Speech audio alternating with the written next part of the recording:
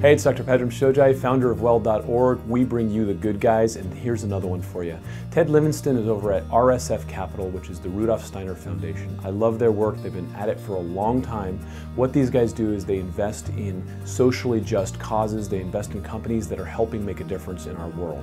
As you know, well.org is all about this, and so we started following these stories and trying to find out who's doing this good work. Check out RSF Capital. I think you're going to love this story. I'm Ted Levinson. I'm the Director of Lending at RSF Social Finance. At RSF, our goal is really to change the way people think about money. We want to see people invest their monies in ways that support local communities, in ways that build trust. Well, I think that there's a tendency for people to look on a very micro level. And I think that we need to step back and ask ourselves whether the decisions we're making on an individual basis really are sustainable on a global basis or on a macro basis. And so we need to take a longer view about the decisions that we make and the impact that our financial decisions have. We are a patient lender. Our primary goal is to get paid back with maximum social impact. And when you lend money to RSF, you're making a 90-day commitment. It's very similar to a CD that you might open at a bank. People don't often think about this, but when you open a certificate of deposit, you're really lending money to the bank. That's the same way that we operate, and today we pay our investors 0.5% per year.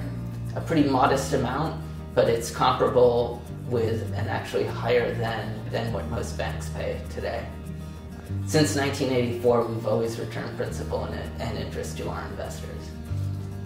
We think with a $1,000 minimum and a 90-day commitment and a fair interest rate, a competitive interest rate return, we think that RSF should be far bigger than it currently is and attract far more investors than we currently have. Because where else do you have the ability to know exactly where your money is and the work that it's doing? So all of our loans are secured by real estate, by inventory, by accounts receivable, by equipment, or by personal guarantees. We're lending to companies and nonprofits that are truly trying to change the world. And that always comes with a lot of risk and a lot of hard work. But we believe that by lending to those social entrepreneurs that we think are the most dedicated and to ones that have smart plans and a track record, an existing track record of success, plus the collateral that we have in almost all of our loans, we feel that this is a secure investment. That's why I'm an investor. Our purpose statement is to transform the way the world works with money. And you can't do that unless you engage more of the world. You know, I think opening an account at RSF is a tremendous way to participate in social enterprise and to be an impact investor.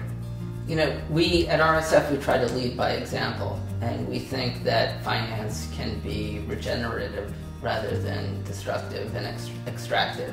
I oftentimes read the newspaper and think that we would have a far healthier financial system if more people had to face directly who their borrowers were and directly who their investors were. That we know who our customers are, whether they're our borrowers or our investors. And society as a whole would be a lot healthier if we had that same directness and that same transparency in all of the transactions that we do.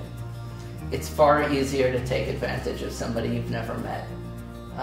And I think that when you see the effects of your decisions and you meet the people who are affected positively or negatively by your decisions, I think that we all act in a far more humane way. And we're trying to bring that humanity to the world of finance, which really doesn't have much of a reputation for humanity. Nonprofits as a whole are usually very small organizations, but we're seeing more companies or nonprofits like Wild Planet that are exceeding $10, $20, $30 million in sales. Ultimately, a social enterprise has baked into exactly what you're doing social benefit. I think it's wonderful that some companies choose to give away a percentage of their income or a percentage of their profits. That doesn't make it a social enterprise. What makes it a social enterprise is your actual business activity makes the world a better place. One of our borrowers is called Guayaquil. They import yerba mate, a caffeinated plant from South America. It grows in Brazil, Paraguay, and Argentina. And Guayaquil imports yerba mate that grows in the rainforest. So they have developed a whole value chain that encourages people to grow yerba mate in the rainforest rather than chop it down and grow soy or raise cattle. And their goal is to grow their business so that they can restore 200,000 acres of the rainforest. They're a profitable company too. Fantastic. So when people buy yerba mate tea that they sell, or buy a can of Guayaquil or a bottle of Guayaquil, they're actually supporting people in South America that are restoring and preserving the rainforest. That's what a social enterprise is. It isn't tied to how much money you give away once you make it, it's how you make it in the first place. I mean, business has tremendous capacity to make or fix problems.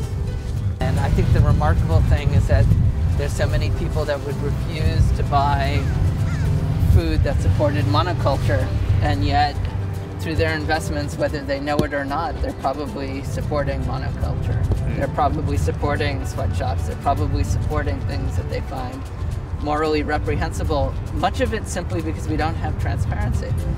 You don't know where your money is when it's sitting at a bank. But all of our borrowers, there are over 85 of them, are listed on our website. And we could probably do the math and figure out where your investment is and how it's divided up amongst those 85 some odd borrowers. And we think that that's just a healthier financial system, and one that's more based on trust and more based on relationships, and will ultimately be a safer investment.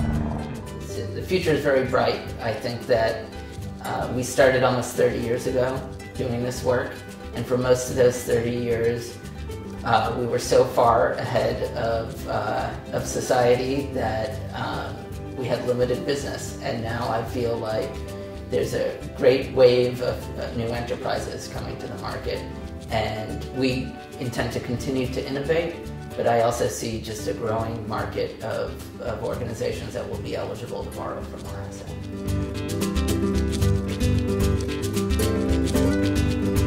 He wanted a bank that, like Silicon Valley Bank, was focused on just technology.